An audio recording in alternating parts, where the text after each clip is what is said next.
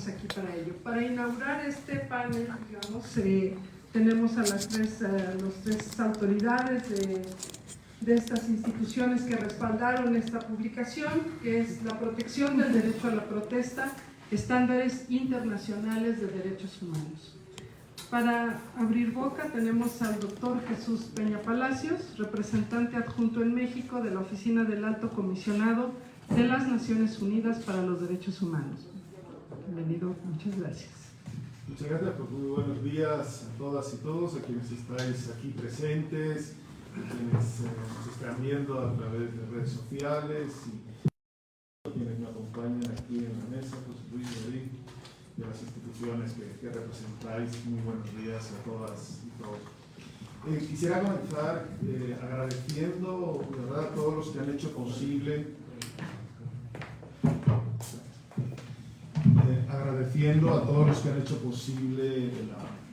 la publicación que hoy vamos a presentar. Agradecer en particular a Jorge, a Jenny, a Dolores, a David, por todo su apoyo desde la Fundación Harry Paul, a José Luis, que está acá, a María Fernanda, al propio subsecretario Alejandro Alcina, secretario de Gobernación, pues a Mariela y a Natalia por todo su apoyo y trabajo en la edición, en el diseño de la publicación, a mis colegas, a las y los colegas de la Oficina del Alto Comisionado que hicieron posible el libro, en particular pues a Diana, a Daniela, a Gabriela, a Jimena, a Ricardo, a Mario, a Gaya. En fin, es una larga lista y perdón si omitía seguramente a alguna persona que tuvo también un papel importante, pero creo que esta lista refleja por un lado pues la complejidad del trabajo, pero también la importancia que las tres instituciones aquí presentes le estamos dando a esta publicación. Porque esta publicación yo creo que cierra el proceso de elaborarla, de acercar los estándares internacionales a la sociedad civil, a las autoridades, a los periodistas, pero también inicia una etapa que es la de difundir, dar a conocer los estándares y lograr que sean efectivamente apropiados e implementados por todos los servidores públicos que tienen un rol importante en la vigencia de los derechos humanos, en la seguridad pública, en el mantenimiento del orden público, en la administración de justicia, entre otros. Y es un esfuerzo de tres instituciones, la Secretaría de Gobernación, la Fundación Harry Paul y la Oficina de la Alta Comisionada de Naciones Unidas, que refleja, yo creo, la importancia que tiene realmente el derecho a una reunión pacífica y el derecho a la protesta en una democracia. Las personas y los grupos que históricamente han estado alejados o excluidos del debate público, de la toma de decisiones, en muchas ocasiones tienen pocas oportunidades, vías para participar en asuntos públicos. Y al mismo tiempo la conquista de derechos para todas y todos es fruto de años de lucha, ¿no? Yo creo que todos tenemos en mente o podemos tener en mente cómo estas luchas muchas veces se han llevado a cabo en la calle, en la plaza, alzando la voz, ¿no? Todos los aquí hoy presentes, todas podemos tener en imagen, no sé, desde las luchas por el derecho al voto a las mujeres o la adopción, para que se adopten medidas para prevenir la violencia de género, el reclamo incesante para buscar a las personas desaparecidas, o la defensa del medio ambiente, son luchas que se están llevando y que se han llevado a cabo en la calle, a través del ejercicio del derecho a la reunión pacífica, del derecho a la protesta. Y estamos convencidos que sin este ejercicio de la reunión, el derecho a la reunión pacífica, a la protesta, no se hubieran logrado lo que hoy son avances en mayor o menor grado en esto y en otros muchos otros temas. Y para la Oficina del Alto Comisionado de Naciones Unidas para los Derechos Humanos era urgente esta publicación. Y lo era porque lo que veníamos observando es que algunas autoridades o rechazaban, perseguían, respondían inadecuadamente a quienes alzaban la voz en las calles y en las plazas, y en ocasiones utilizaban argumentos para justificar obstáculos o incluso reprimir. Yo creo que todas y todos aquí presentes podemos tener en mente escenas de detenciones arbitrarias, incluso de desapariciones forzadas de carácter temporal de algunos manifestantes, la falta de rendición de cuentas frente a actuaciones policiales, frente a abusos policiales, incluso el uso de armas de fuego contra manifestantes. manifestante, casos de malos tratos, criminalización, estigmatización, algunas reacciones misóginas, sexistas, contra quienes participan en movimientos feministas, en fin, agresiones contra periodistas. Creo que todos y todos tenemos en mente acciones que no deben de repetirse y que con las que queremos, con esta publicación, ayudar a que no vuelvan a repetirse. En ese sentido, también ha habido avances, yo creo que es importante, y en este tema creo que hay que destacar, sin lugar a dudas, el reconocer la voluntad política pública del gobierno federal, del presidente y de muchas autoridades de insistir en repetidas ocasiones en que no se van a reprimir las protestas sociales, pero al mismo tiempo es indudable que hay que avanzar en un fortalecimiento de capacidades institucionales que permitan la plena vigencia del derecho a la reunión pacífica, a la protesta, y por eso esperamos desde la Oficina del Alto Comisionado que el libro que hoy les presentamos realmente sea una herramienta útil. Es un libro que además integra expresiones, aportes, tanto del sistema interamericano como del sistema universal de derechos humanos, que además se presenta temáticamente y relatadamente a partir de varios temas para que sea mucho más útil el acercamiento a temas como, pues en fin, qué es el derecho a la manifestación o a la protesta, cuáles pueden ser restricciones legítimas a estas libertades, cuáles son las obligaciones del Estado, en fin, cuáles son esos grupos que pueden estar en una situación de mayor vulnerabilidad frente al derecho a la protesta. Entonces, realmente esperamos que sea una herramienta útil para ustedes, para la sociedad civil, para quienes trabajan desde sociedad civil por derechos humanos, pero también para las autoridades, sea una herramienta útil para lograr el pleno goce de los derechos humanos para todas y todas las personas en México. Muchas gracias. Muchas gracias, doctor Jesús Peña. A continuación, el doctor David Danilo Bartel, director de la Oficina Ciudad de México, México y el Caribe de la Fundación Heinrich Böll. Gracias, Dolores. Antes de empezar, aquí todavía hay sillas, si quieren, incluso esas bolsas son muestras de la fundación que se puede poner al suelo y todavía hay lugar. Esta bolsa también se puede quitar. Gracias.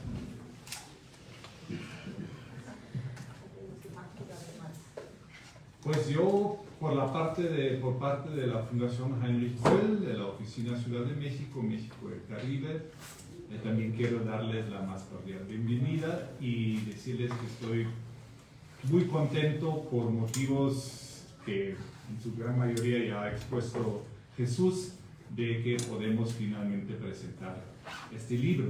Yo quiero, en primer lugar, agradecer a las y a él que nos van a ayudar a poner, digamos, el tema del libro en un contexto de la práctica cotidiana hoy en México, que son Lula Rodríguez, sobreviviente del halconazo de 71 y militante de la Asociación Cívica Nacional Revolucionaria. ¿Dónde está? Ahí está.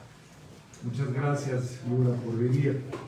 Igualmente a Carla Ríos, de la Brigada Humanitaria de Paz Marabunta, creo que todas saben lo que es, no nos vas a explicar. Y a Luis Emilio Gómez Ayala, representante del movimiento Salvemos Temaca, allá de la empresa en Jalisco. Pues muchas gracias por haber venido, y luego ahora en el segundo panel vamos a escucharles. Quiero también agradecer mucho a mi equipo, que se ha empeñado muchísimo en también poner ese libro en cuerpo físico, digamos. Dolores, que nos está moderando, es nuestra coordinadora del eje ambiental y fue muy activa también en la revisión del texto, en toda la producción. Y igual Jenny Zapata, que está ahí atrás, y Jorge Verástegui, igualmente los tres. Entonces, muchas gracias a ustedes. Hoy tenemos más de nuestro equipo aquí, incluso del equipo administrativo, que muestra que el tema es realmente importante. Al menos nosotros como fundación toda lo consideramos muy importante.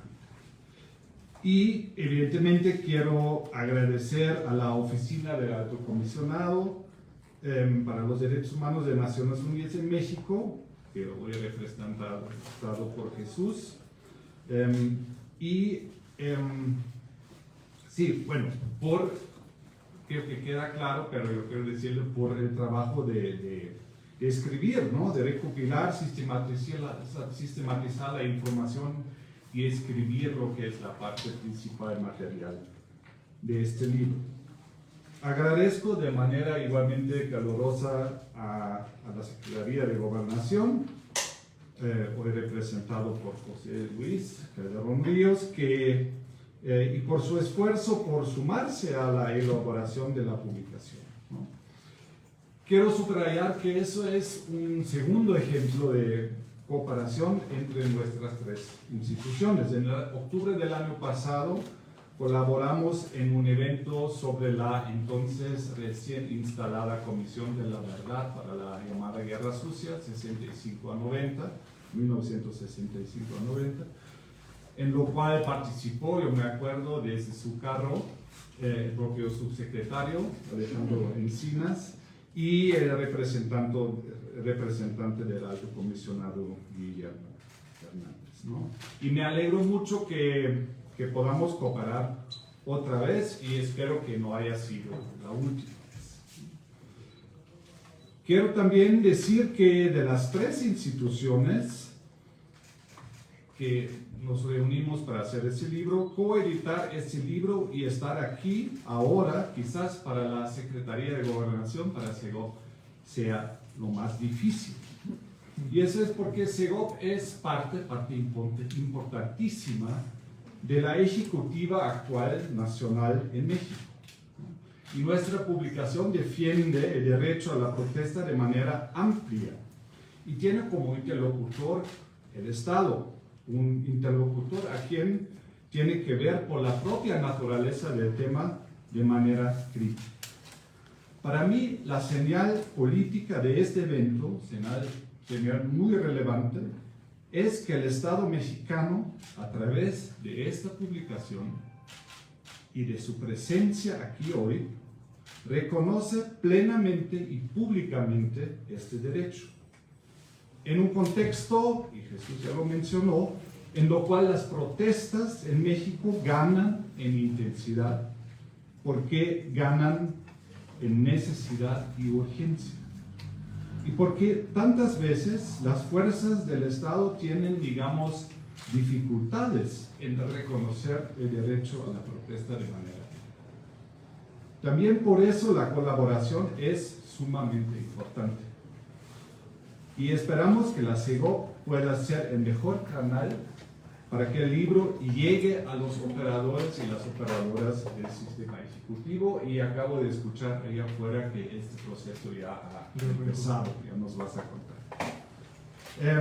Igualmente quiero dirigir un agradecimiento especial a tres relatores especiales de la ONU que leyeron el texto y nos honraron con una presentación en conjunto.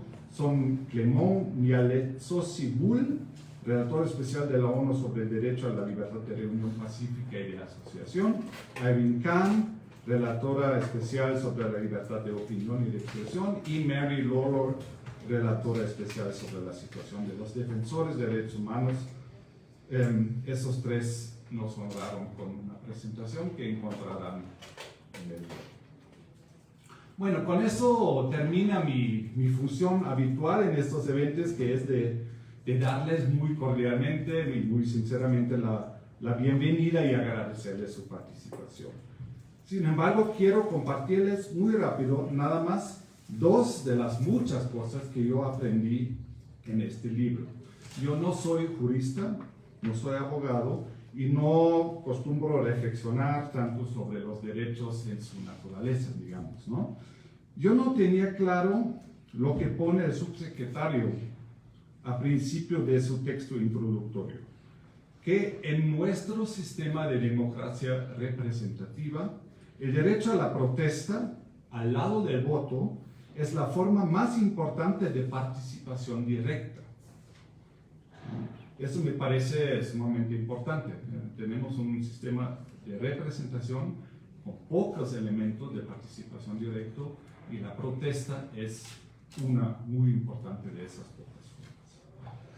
La otra cosa que aprendí es que el derecho a la protesta es mucho más que un derecho negativo. El derecho negativo, entiendo, son estos de índole, el Estado no debe restringir la expresión, no debe restringir el ejercicio de la religión, no debe torturar y entonces no debe prohibir o reprimir una protesta pacífica. Lo que aprendí de las y los colegas autores del Alto Comisionado es que la protesta social es un derecho cualitativo para el ejercicio y el funcionamiento pleno de una democracia. Es en ese sentido, para mí al menos, un derecho positivo.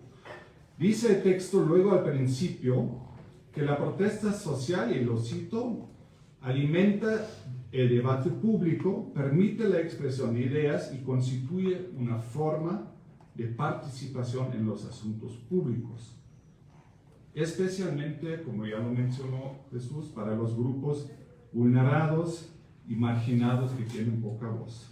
Y, sigo citando, que sirve como vehículo para exigir el respeto a los derechos humanos y la rendición de cuentas de las autoridades.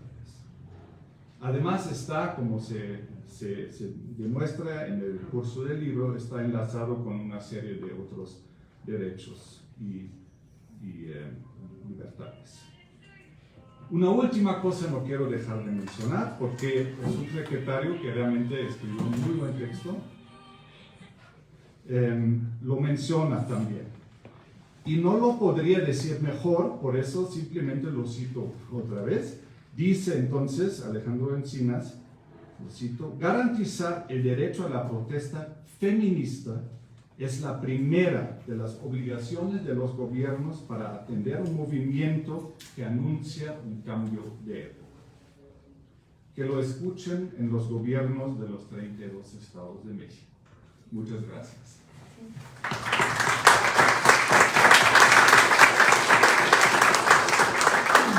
Muchas gracias, David. Para terminar con este primer panel, tenemos al licenciado José Luis Calderón Ríos, director general de Política Pública de Derechos Humanos de la Secretaría de Gobernación. Gracias, Dolores. Muy buenos días a todas y todos.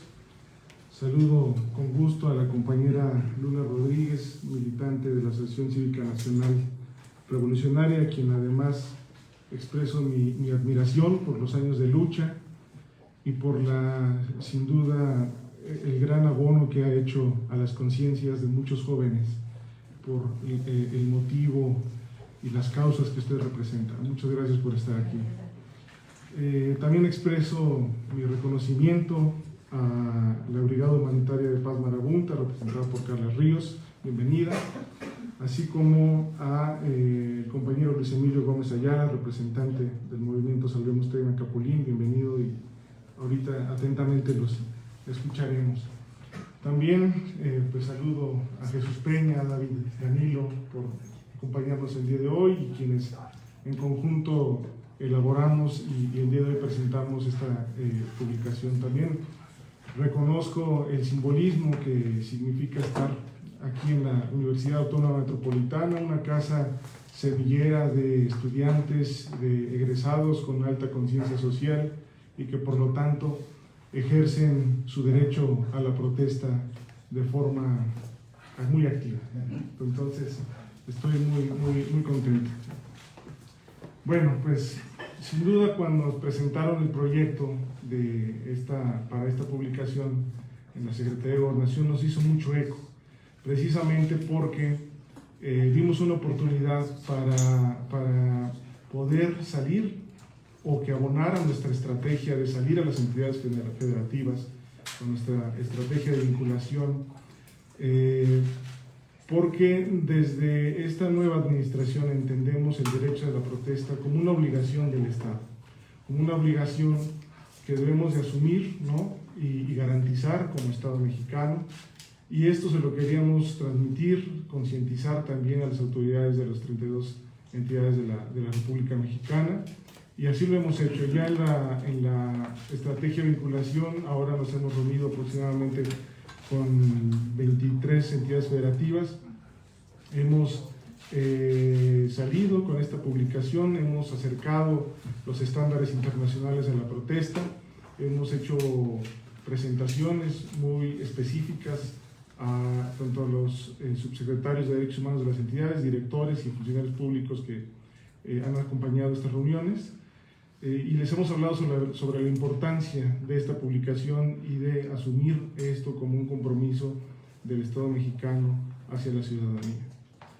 Entonces, bueno, yo inicio efectivamente reconociendo el esfuerzo de quienes impulsaron la publicación de este libro, en especial al compañero Daniel Zapico, quien ahora se encuentra desempeñando su labor como funcionario de la ONU en Venezuela y quien encabezó los trabajos de investigación y consolidación de la información para lograr esta publicación en la que se recogen estos estándares tan importantes de derecho a la protesta. Y este derecho permite que todas las personas nos involucremos como parte de la ciudadanía para expresarnos y exigir el cumplimiento y respeto de todas nuestras garantías. Por lo tanto, la manifestación o las manifestaciones públicas constituyen un fenómeno social que actualmente han adquirido una gran importancia debido a que se han erigido como un mecanismo muy importante para exigir otros derechos. Como bien sabemos, los derechos humanos se encuentran relacionados unos con otros. Por ello, cuando hablamos del derecho a la protesta, no podemos dejar de mencionar el derecho a la libertad de expresión y el derecho de reunión y asociación. El ejercicio de los derechos a la libertad de reunión pacífica y de asociación es fundamental para expresar, promover, buscar y defender de forma colectiva intereses comunes. Esas libertades fundamentales empoderan a quienes las ejercen y en una sociedad democrática, como ya bien lo señalaba Danilo, como la nuestra, en la que todas las personas debemos participar en la toma de decisiones, las manifestaciones públicas contribuyen a la consolidación de un país de libertades. Pertenecemos a un país democrático donde los temas de interés nacional son discutidos de manera abierta, sin persecución ni criminalización, como lo mencionó la Relatoría Especial para la Libertad de Expresión de la Comisión Interamericana de los Derechos Humanos, cuando dijo: el derecho a la libre manifestación y protesta pacífica representa un canal que permite a las personas y a distintos grupos de la sociedad expresar sus demandas, disentir y reclamar al gobierno alguna situación en particular, así como también reclamar por el acceso y cumplimiento del resto de los derechos humanos. Fue durante el desarrollo del México contemporáneo que, gracias a los diversos movimientos sociales que han surgido a lo largo de la historia, como el movimiento obrero o el movimiento estudiantil, que se consolidó la protesta social como herramienta para incidir en la vida política del país. Este periodo histórico permitió el cambio de un régimen político y al mismo tiempo formó parte de una estrategia impulsada por la sociedad para que el gobierno atendiera sus demandas a través de la manifestación de la inconformidad social. Por ello, el derecho a la protesta es reconocido como un derecho que surge desde lo individual, se articula en lo colectivo para incidir en lo público. A las autoridades nos corresponde, desde nuestra esfera de acción, facilitar el ejercicio del derecho a la manifestación y no considerarlas una amenaza al orden público o a la seguridad, para nada. Del mismo modo, las autoridades encargadas de la protección deberán privilegiar el diálogo y la negociación, atendiendo a los protocolos sobre el uso de la fuerza y protección de personas en el contexto de manifestaciones y reuniones, evitando un uso indiscriminado y desproporcionado de la fuerza durante las protestas o las manifestaciones. Como autoridades nos comprometemos a asumir satisfactoriamente la obligación del Estado para garantizar las condiciones de quienes ejercen sus derechos en el espacio público, a través de la generación de acciones y políticas públicas con el propósito de promover el reconocimiento a los derechos humanos. No sobra enfatizar que con la presentación de esta publicación se ofrecen herramientas útiles para que las personas servidoras públicas ofrezcan y fortalezcan un actuar privilegiando el respeto a los derechos humanos y se materializa el llamado para evitar que se transgredan los derechos fundamentales de quienes defienden los derechos humanos y que ejercen plenamente el derecho a la protesta. Muchas gracias a ONUDH, a la Fundación Henry Cole, por impulsar desde sociedad civil esta publicación. Aplaudimos su compromiso en favor de la promoción de los derechos humanos y a todas las personas asistentes su presencia y el llamado a que ejerzan sus derechos y su protesta social. Muchas gracias. Muchas gracias. Muchas gracias. Les pedimos que ahora pasan a escuchar a quienes nos van a hablar, quienes están en la primera línea de protesta, justamente de la experiencia de la protesta social.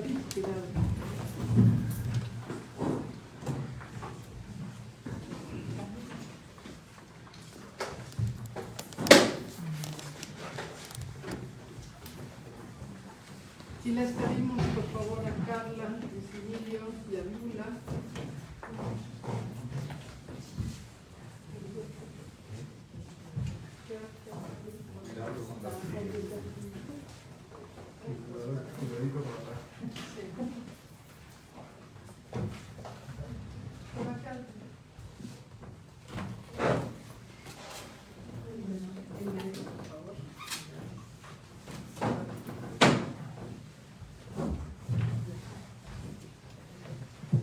Bueno, decía yo que entonces ahora la mesa está compuesta por experiencias de primera mano y en la primera línea del derecho a la protesta, a la libertad de expresión y de las consecuencias que eso les ha traído. Tengo el gusto y el honor de presentar en primer lugar a María de Lourdes Rodríguez Rosas, mejor conocida como Lula. Ella es egresada de la Universidad Obrera Vicente Lombardo Toledano y de la Facultad de Derecho de la UNAM. Es expresa política en el Penal de Mujeres de Santa Marta Catitla de 1971 a 1975. Es integrante activa de la clase trabajadora.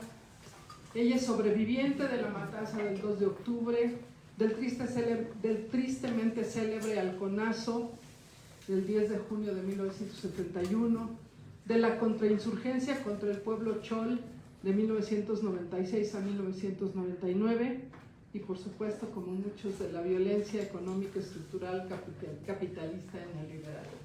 Es activista por la democracia sindical, ha sido activista contra la guerra de Vietnam, de apoyo a la revolución cubana, del movimiento estudiantil de 1968-71 y por supuesto contra el despojo de los pueblos originarios y por los derechos de dichos pueblos. Y es militante o no sé si en qué tiempo conjugar el verbo de la militancia, de la Asociación Cívica Nacional Revolucionaria, del Partido de la Revolución Democrática, del Comité Obrero Estudiantil y del movimiento del pleno respeto a los derechos de las mujeres, ese muy vigente. Bienvenida, muchísimas gracias, Lula. Y para ahora sí que aprovechar tu experiencia y que has vivido justamente todas estas etapas del derecho, del respeto, no respeto, del derecho a la protesta, a la libertad de expresión y de reunión,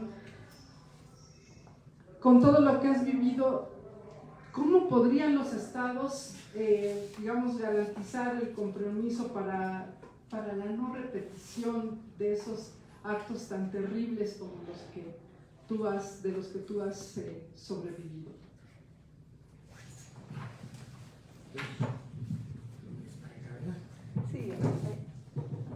Hola, ¿qué tal? Muy buenos días. Muchas gracias por la presentación.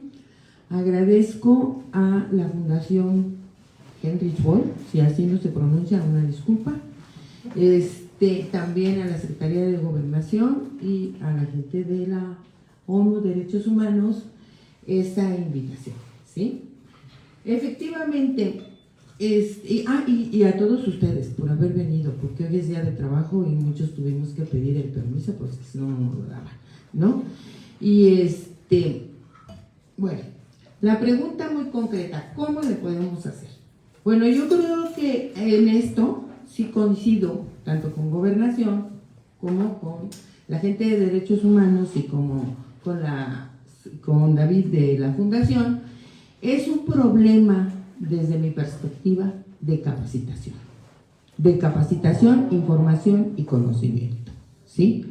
No solo de una vocación humanista que todos y todas lo tenemos, sino también de dar las herramientas informativas e intelectuales para que las personas que tienen en sus manos la obligación de la seguridad pública y de la paz pública, ¿verdad?, sepan qué limitaciones tienen en su actuar, sepan cuáles son las herramientas con las que deben en un momento determinado contener o dialogar con las personas que protestan, ¿no? El libro me parece a mí interesante por lo siguiente, porque habla de ese enlace que hay entre la protesta y la gobernanza. Es muy interesante, ¿sí? Si hablando de alguna manera de que todas las personas tenemos un ápice humanista y una vocación humanista, todas en general. Después vamos a hablar que no es así. ¿Por qué? Porque si nosotros vemos los beneficios que puede tener el que alguien me esté diciendo qué errores estoy cometiendo en el servicio público y soy capaz de escucharlo, o tengo las herramientas y la vocación de escucharlo y la capacitación para saber escuchar al otro, en ese momento se da esa sinergia de gobernanza. Yo no estoy haciendo aquí bien las cosas, algo está mal, donde estoy saliéndome incluso de la normatividad vigente, del derecho positivo que me rige en este país, para en un momento determinado dar una respuesta correcta y saber dialogar, ¿sí? Entonces, esa es una de las cosas benéficas que yo le vi a este libro. Ahora, ¿cuál es la ventana de oportunidad? Que no se quede en la biblioteca, que no se quede con los estudiosos, que no se quede con aquella élite que siempre ha tenido el conocimiento y la información. No, este libro para mí tiene un cariz práctico, de vigencia, entonces hay que llevarlo, para empezar, a Tabasco, con el secretario de gobierno de Tabasco, que no ha entendido, ¿verdad?, que no se puede reprimir a los maestros de Tabasco, que se tiene que escucharlos, ¿sí?, que se tiene que decir en qué está mal el gobierno de Tabasco. Ah, no te está pagando los sueldos a tiempo. Bueno, pues entonces es tu obligación hacerlo, no apalearlos, ¿sí? Entonces, este libro, para mí, debería de ser un taller, debería de transformarse en un taller y llevarlo a todos los secretarios de gobierno de los 32 estados. Y no solo eso, a los secretarios de seguridad ciudadana, federales y estatales, ¿sí? Y de ahí en la academia, ¿sí? Porque como no tienen mucha información, bueno, pues ellos les dicen, ahí me los contienes, ¿no? Les dice, no sé si les haya dicho el gobernador, el secretario del gobierno, a la hora que llegaron los maestros ahí a reclamar lo que en su derecho les corresponde, ahí me los contienes, y ahí me los contienes para un ciudadano que tiene un uniforme y una placa, pero no tiene la capacitación, es de aparejo. Y todo el mundo vimos en el periódico lo que estaba pasando, ¿no? Luego entonces, este libro a mí me pareció de mucha finura, de mucha finura jurídica y como muy bien explicado para que cualquier persona lo entienda. Cualquier persona que quiera entender, ¿sí? Porque los ayayayes siempre van a ver. ¿Cuáles son las amenazas o las debilidades? Bueno, la debilidad es que surge de fundaciones con derechos humanos de la ONU y de gobernación, ¿sí? Y de gobernación de la parte, digamos, con vocación humanista, no de la parte dura, hay que decirlo también. Entonces, pues eso es una ventaja, pero es una desventaja, porque queremos que también la parte dura, pues lo lea y entienda, ¿no? Porque, por ejemplo, ¿quiénes son los primeros que cuando hay manifestaciones empiezan a estigmatizar y a satanizar. No es el Estado, curiosamente, obsérvenlo. ¿Quién les puso a las mujeres el mote de feminazis? Fue el Universal, que presume ser el periódico non plus ultra de este país, y que lo que siempre ha hecho día con día en sus páginas es estigmatizar, ¿verdad?, y satanizar a todos los movimientos sociales, sean de mujeres, sean de indígenas, y no se diga si son de obreros, ¿sí? ¿Quién nos satanizaba todos los días? ¿Quién decía que recibíamos oros de Moscú? Todo el movimiento del 68 y los movimientos obreros por la democracia sindical en este país, desde 1950 hasta 1960 o 70, fuimos acusados de recibir oro de Moscú. Nunca nos demostraron que nosotros hubiéramos recibido oro de Moscú. En cambio, los propios norteamericanos demostraron que dos de ellos, habiendo sido secretarios de gobernación y después presidentes, fueron agentes de la CIA. Ellos sí recibían dinero, dólares. Nosotros íbamos a botear plazas, mercados, camiones, calle por calle, para sacar para los volantes, para la tinta, para todo eso. Incluso muchos compañeros decían en ciencias, toma del bote que llevaba uno con dinero, toma para tu comida. No, yo soy hija de un obrero bien pagado y a mí mi papá me da para la comida. Yo aquí nada más vengo a botear para las cosas que se necesitan en el movimiento estudiantil. ¿Cuál es lo de Moscú? O sea, lo primero para mí sería que se hiciera gobernación como cabeza del sector, talleres sobre estas recomendaciones que da ONU, derechos humanos, sobre el derecho a la protesta, el derecho a la reunión pacífica, cómo se enlaza con otros derechos y por qué debe ser respetado y por qué deben mandar en las negociaciones a alguien con sensibilidad, con preparación, con pluma y lápiz, para que apunte qué es lo que están demandando las personas que están protestando y se pueda dar lo que los españoles presumen, que la gobernanza, ¿no? Eso es lo que yo diría a tu pregunta. Creo que me serví mucho, ¿verdad? ¿No? Muy claro, muy conciso. Muchas gracias, Julia.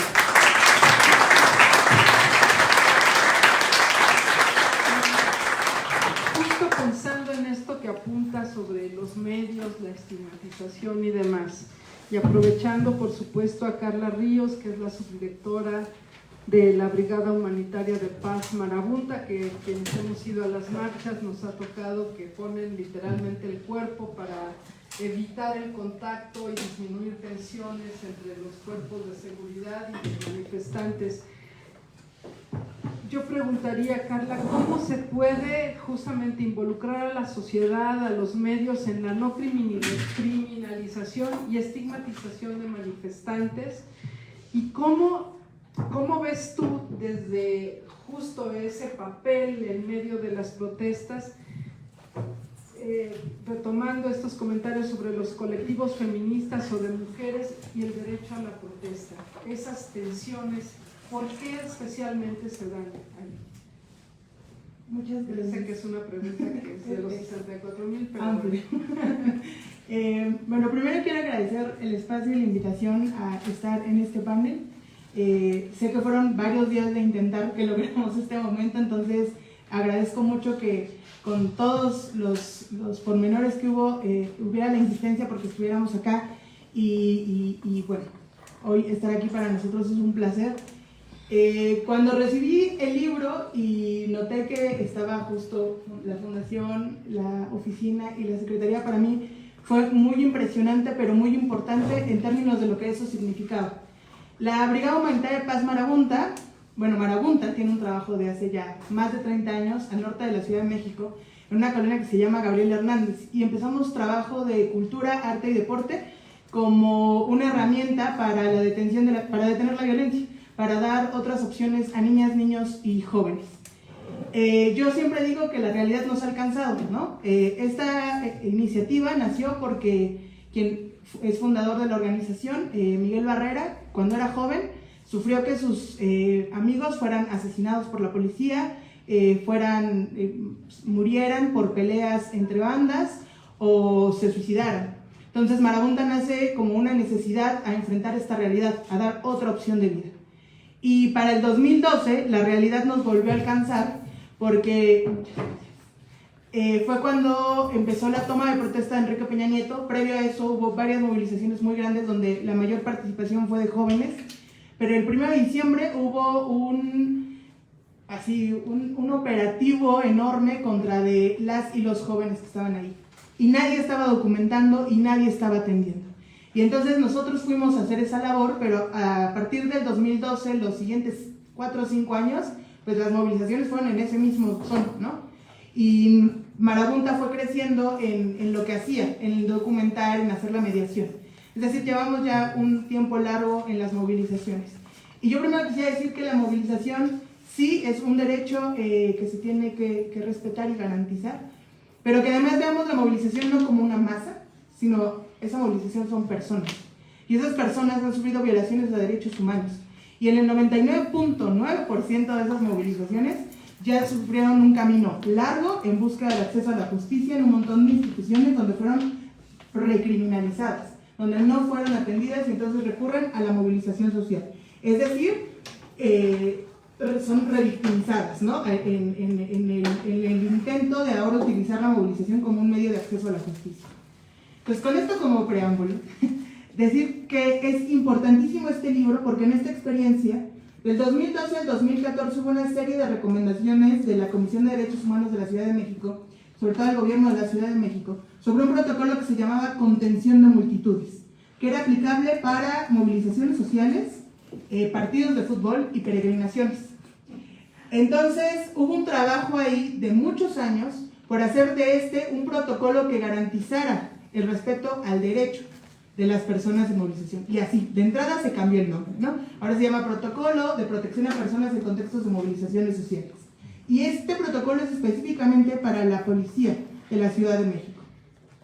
Pues hicimos un protocolo muy hermoso que contiene varias de las cláusulas que están en este libro y de las pautas y pistas que nos da. Lo lamentable fue que cuando se publicó en el 2015, nos quedaba muy poco tiempo para su aplicación porque había cambio de administración. Y entonces estuvimos insistiendo sobre indicadores que nos garantizaran que eso que habíamos hecho servía, funcionaba en terreno. Pues el punto es que eso no sucedió, hubo cambio de administración y cuando hay cambio de administración, la nueva administración queremos acercarnos y no nos dio apertura a acercarnos y decirles qué ya habíamos hecho durante tantos años, hasta que nos golpearon en una movilización. Entonces se acercó a nosotros. Y cuando nos sentamos y les dijimos que existía este protocolo y que queríamos ver si funcionaba, que nos ayudaran a ver si había indicadores, pues lo que empezó a hacer esta nueva administración fue hacer nuevos protocolos desde su perspectiva.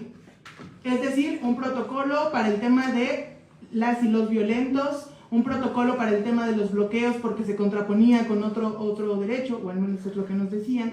Es decir, nunca hubo un análisis sobre este protocolo que ya se había hecho durante tantos años con tanta experiencia, donde no solo habían estado organizaciones de la sociedad civil, sino la Cruz Roja, Derechos Humanos de la Policía, Comisión de Derechos Humanos, o sea, había habido un montón de actores ahí. Y recuerdo que la única vez que nos dieron la oportunidad de ver los indicadores que tenía ese protocolo, nos dijeron que ya no era aplicable porque ese protocolo se lo estaban capacitando a los granaderos y que cuando el grupo de granaderos desapareció, pues ya no había quien formar en ese protocolo. Aunque lo que teníamos en la realidad es que había muchas más policías entrando a las movilizaciones sociales, incluida la participación de mujeres policías, porque en su mayoría de las movilizaciones ahora estaban siendo de mujeres. Creo que eso no contesta la pregunta, pero nos da muchas pautas de lo que no debe suceder, de lo que sí nos ayudaría a encontrar una respuesta a estas preguntas, porque es sumamente complicado. Pero creo que aquí hay grandes retos. Frente a estos procesos, que yo agradezco muchísimo que haya este trabajo porque visibiliza, vuelve a poner en la boca de todos este tema, el respeto a los derechos humanos, Sí, pero ¿y después qué? Como bien decía Lula, hay que hacer un tema de capacitación, pero también hay que hacer un tema en el que veamos si eso funciona. Si lo que pensamos nosotros, no creernos poseedores de la verdad, saber si eso está funcionando para la policía de a pie que está acudiendo a las movilizaciones.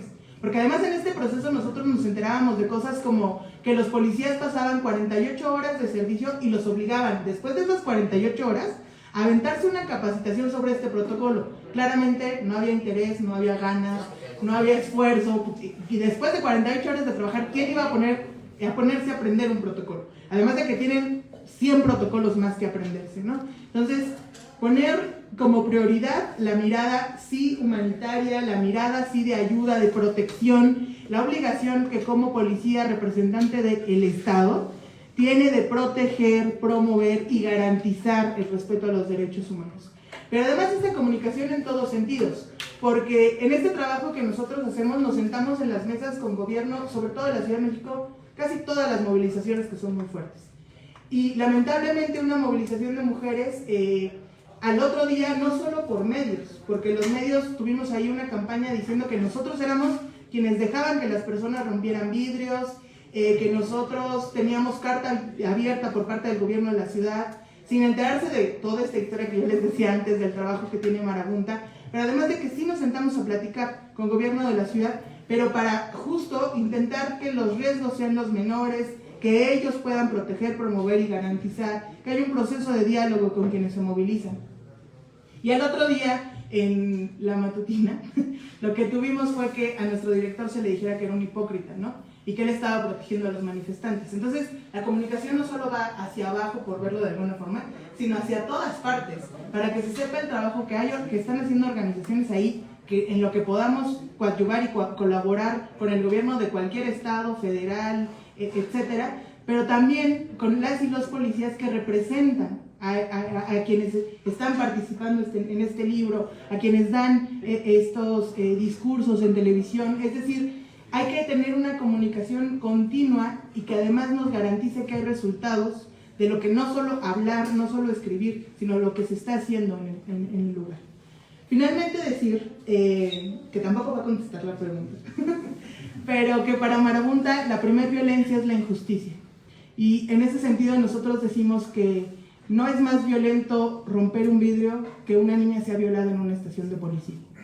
Y lo digo porque estas son las causas que motivan las movilizaciones, sobre todo de mujeres. Y como bien decía el secretario Encinas en su texto, esto implica el cambio de una nueva era, y entonces hay que hacer nuevos procesos de escuchar a las mujeres que se están movilizando, porque podemos o no estar de acuerdo con las formas que decidan movilizarse, pero en términos de poner qué es más violento y quiénes son más violentos, de entrada las mujeres no tendríamos por qué salir a movilizarnos exigiendo que no se viole a una niña en una estación de policías. Y entonces hay que empezar de la raíz, hay que resolver los problemas de raíz, como ya decía en los muchos otros casos, antes de salir a hacer estas señalizaciones y criminalizaciones sobre las personas que se movilizan, ¿no? Respetar a todas esas personas que son madres de desaparecidos, madres de víctimas de feminicidio, personas que están en la defensa de su territorio, que es el único hogar que tienen, pero además respetar las diversas formas, ¿no? Que pueden ir desde romper un vidrio hasta poner un antimonumento, hasta hacer un evento cultural. Y en ese sentido es amplio el abanico de opciones que tenemos de la movilización, y creo que es importante sí leerlo, aprendérnoslo, capacitarlos, hacer de esto un taller que vaya a quienes están todos los días en las movilizaciones, y luego sentarlos y ver si esto tiene resultados reales que garanticen un país democrático. Muchas gracias. Muchas gracias. Como ejerciste tu derecho de libre expresión y que no pelaste mis preguntas. Fue muy interesante. No, gracias, de verdad. Tenemos ahora a Luis Emilio Gómez Ayala. Él viene representando al Comité Salvemos Temacapulín, Acacico y Palmarejo. Él es estudiante de la Facultad de Filosofía aquí en la UNAM y es de los jóvenes que han tomado la estafeta de lucha de, sobre todo mujeres, ¿verdad? Mujeres mayores ahí en Jalisco, en defensa sí de su territorio, de su forma de vida. Y pues a Luis le he pedido si nos comparte justamente su reflexión sobre este derecho a la protesta, cómo les ha servido para exigir otros derechos, ¿no? Los derechos allá, y que nos cuente del abanico de formas de protesta, pues toda la creatividad que le han echado ahí. Y es un proceso, digamos, que está vivo, ¿no? Porque siguen los diálogos y el trabajo con este gobierno que empezó bastante ríspido con el gobierno estatal. Pero ya nos contarás tú, Luis Emilio. Sí. Adelante, bienvenido. Buenos días, compañeros. Pues me gustaría contextualizar más o menos quiénes somos. Temacapulín es un pueblo en los altos de Jalisco, junto con Palmarejo y Acacico, que ha resistido una presa, la del Zapotillo, que primeramente le hizo Fox. Hay muchas dudas de por qué hizo la presa. Otros dicen que son para los sembradíos de marihuana de Fox, con sus nuevas empresas que está haciendo, que al parecer ya están saliendo a la luz. Y de ahí siguió Calderón, y de ahí siguió Peña Nieto, y pues han sido sistemas de gobierno muy represores, nos han estigmatizado, se han girado órdenes de aprehensión contra los compañeros, se ha amenazado al pueblo completo en la desaparición total de las casas. Se nos ha reprimido constantemente por parte del gobierno, diría el pueblo, ¿cómo es? A la burra no le hicieron arisca, o cómo va, no me estoy muy bien. La burra no le hicieron arisca. Yo creo que en Temaca estamos muy enojados con toda gobernación. Cada vez que viene secretaría es una posición a la defensiva, que yo he crecido en este movimiento por parte de mujeres. Todas en Temaca son mujeres, hasta las de secretaría son mujeres. O sea, este movimiento no tiene nada que ver. Los hombres no tenemos juego aquí, ¿no? Y me parece muy importante, muy novedoso, muy como para darle seguimiento, porque no nada más es un movimiento de mujeres, es un movimiento de mujeres en defensa del territorio, en defensa del agua, y por tanto pues en defensa de la vida entera, ¿no?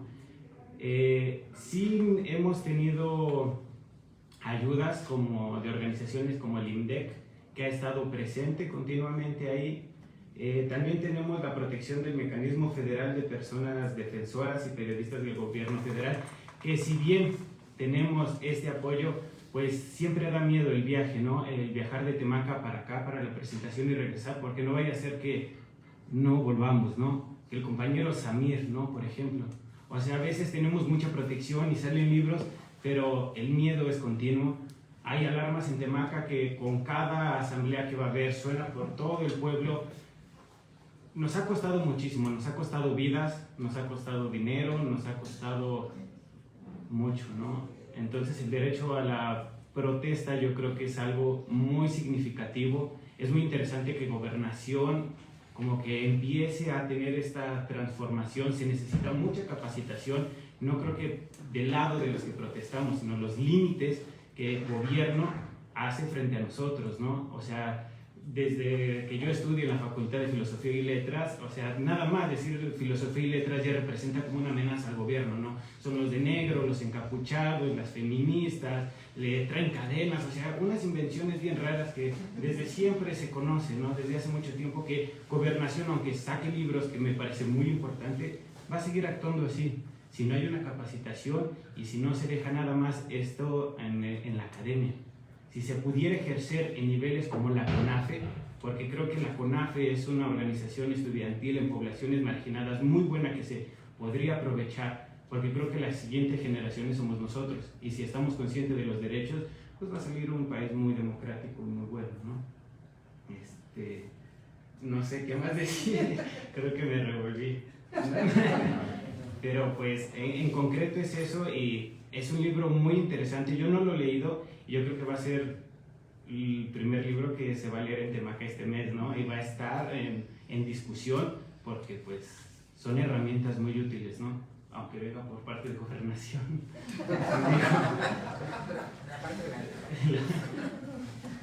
Muchas gracias, Luis Emilio. Quiero decir que aquí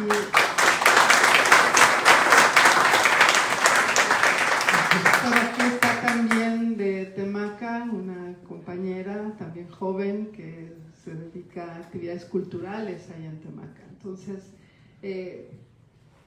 pues te quería preguntar, porque, y decía yo que está vigente, porque muy recientemente se decidió,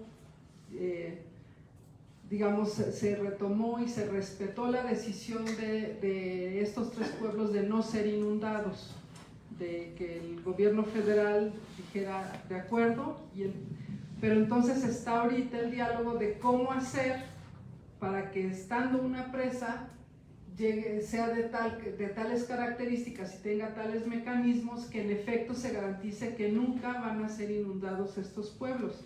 Y ahí están metidos ellos también elaborando cuestiones técnicas para defender estos derechos, derecho a seguir viviendo ahí en su terruño, ¿no? Entonces, esa era como también parte de lo que les ha implicado defender ese derecho, ¿no? Gracias al derecho de protesta nos hemos, no sé si ganado, o creo que nos hemos tomado la línea del derecho al agua, el derecho a la vida, el derecho al territorio.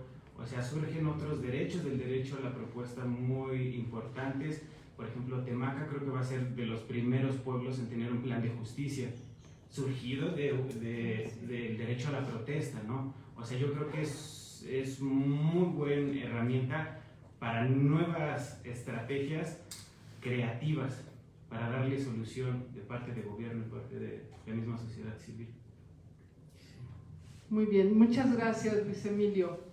Pues se abre unos minutos. Tenemos, si alguien tiene alguna pregunta para nuestros ponentes de la mesa anterior. Sí.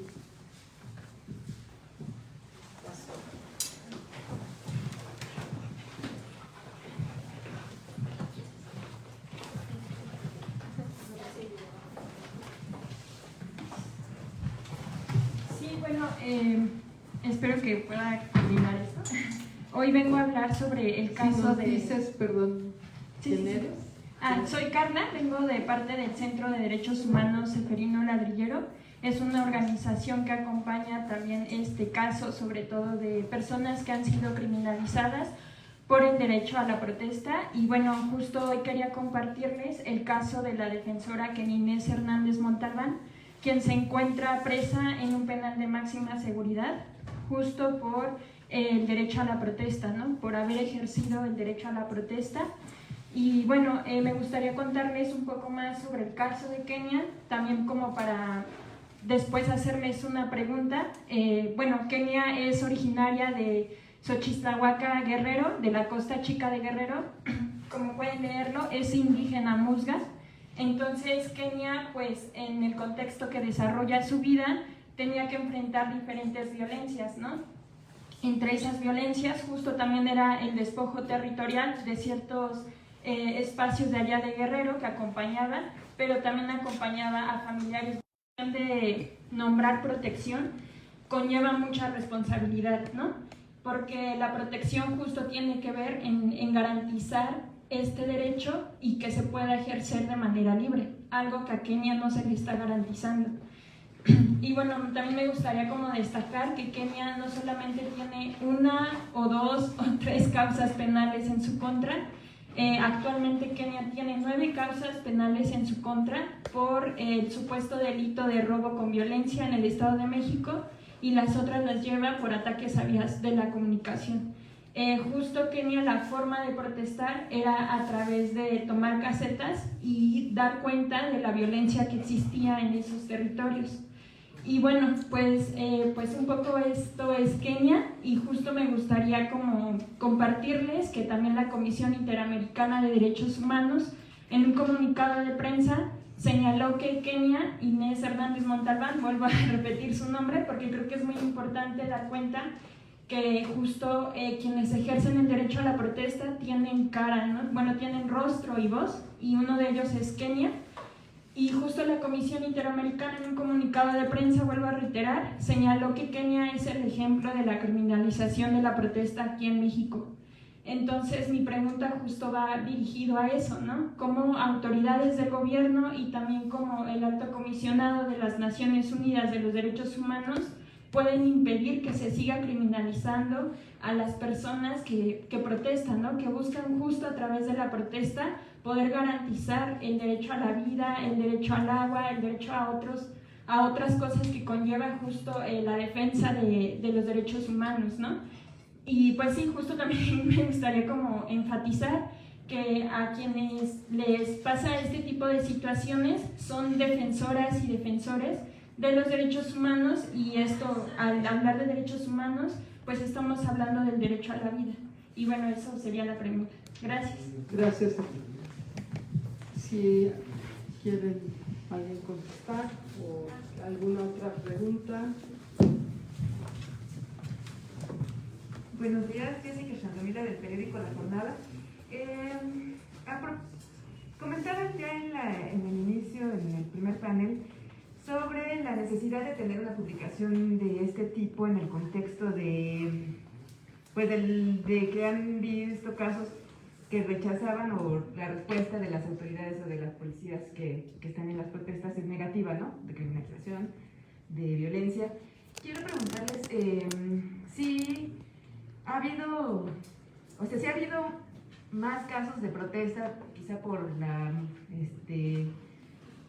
el malestar social que hay en el país, o si de las protestas que ya hay, lo que han visto es que justamente la respuesta que se está dando a estas protestas es cada vez más intensa, cada vez más de represión, o es un contexto que está mezclado de lo que está pasando con estos casos, ¿no?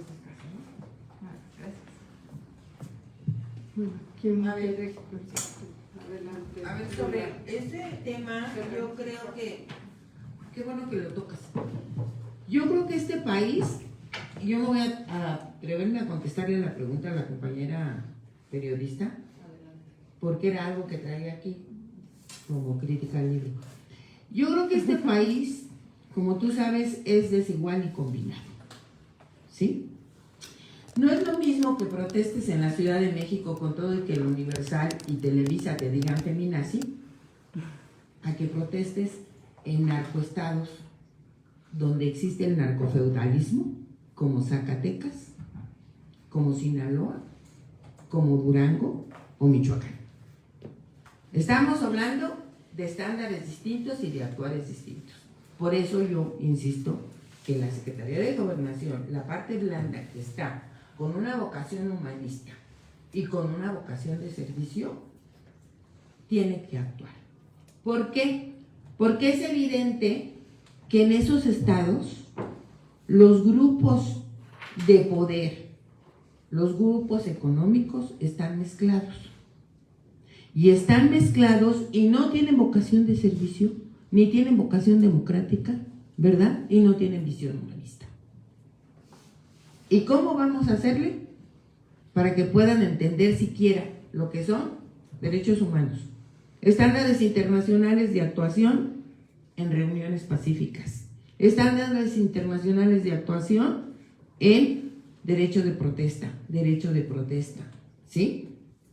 Estamos hablando de cosas difíciles que desde mi perspectiva tenían que haberse reflexionado desde el 2019. Porque ahorita los tiempos comen, ¿sí? Entonces, yo sí creo que aquí habría que situar de dónde estamos hablando de las protestas. Porque incluso en Jalisco, con todo y ese señor que tiene, ¿verdad? Que cada que habla dices, ay, por Dios, ¿cómo le hiciste para ser gobernador? Aún así, hay por lo menos cierta apertura para la negociación y para la protesta. Pero imagínate en Michoacán, o en Zacatecas, donde ya de plano se habla de un narcofeudalismo. ¿Tú sabes la regresión que es eso? Narcofeudalismo. O sea, si yo salgo de Fresnillo y me voy a Jerez, y si no le caigo bien a los armados de allá, porque soy pariente aquí de alguien que anda en otras cosas, ¿te imaginas? O sea, tenemos una situación de país muy compleja, ¿sí? Y ahí yo creo que la parte blanda debe ser lo suficientemente hábil como saber cómo tiene aliados y cómo esos aliados poder conjuntarlos para avanzar y quitar todas estas cosas que sí están dañando al país y que no toda la prensa saca, ¿eh? Y si lo saca una vez y no lo vuelve a sacar. Y eso del narcofeudalismo lo sacaron ustedes, pero ya no le dieron consecución. Ustedes sabrán por qué, ¿no? Digo, esa es la realidad. Estamos en un país complejo de desarrollo desigual y combinado. Y se necesita mucha habilidad para hacer alianzas y para avanzar. Es lo que yo te podría decir. No sé si respondí tu pregunta. Muchas gracias, Luna. Sí.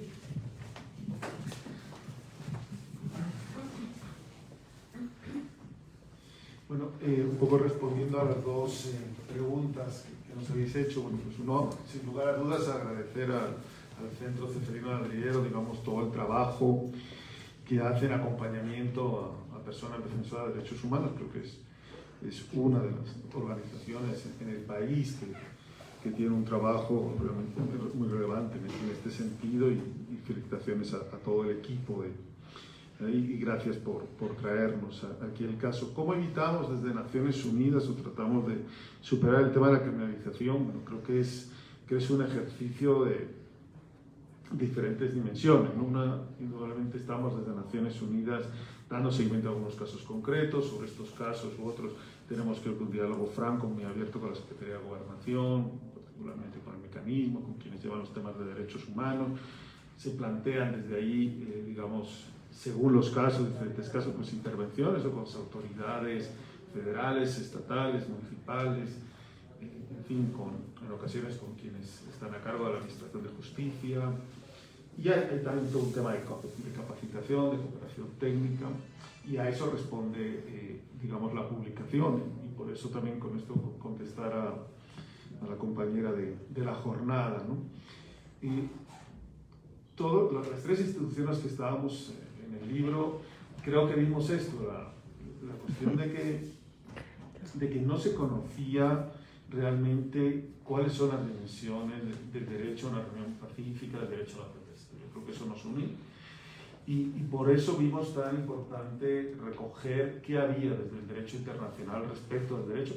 Además, hacerlo de una manera diferente a quizás como hemos hecho otras veces, ¿no? Que dice, bueno, pues esto dice tal relator de la ONU, esto dice la Comisión Interamericana, esto dice, sino organizarlo por temas, y en cada uno de los temas, en cada uno de los epígrafes, poner lo que es más relevante de cada mecanismo internacional de derechos humanos, de tal manera que el que tiene una necesidad de acercarse a conocer cuáles pueden ser, por ejemplo, una restricción legítima, pues tenga lo que viene desde el derecho internacional y facilite a la sociedad civil, a ustedes, pues el reivindicar si eso es factible o no, si eso bien, y a la autoridad saber cuál es su manera de actuar. Por eso vimos la necesidad del libro, porque había esta necesidad de conocer las dimensiones del derecho, cómo operativizarlo, cómo debo de comportarme como autoridad, a partir de esos casos que todas y todos hemos escuchado o hemos conocido directamente a través de las personas que acompañamos o nosotras mismas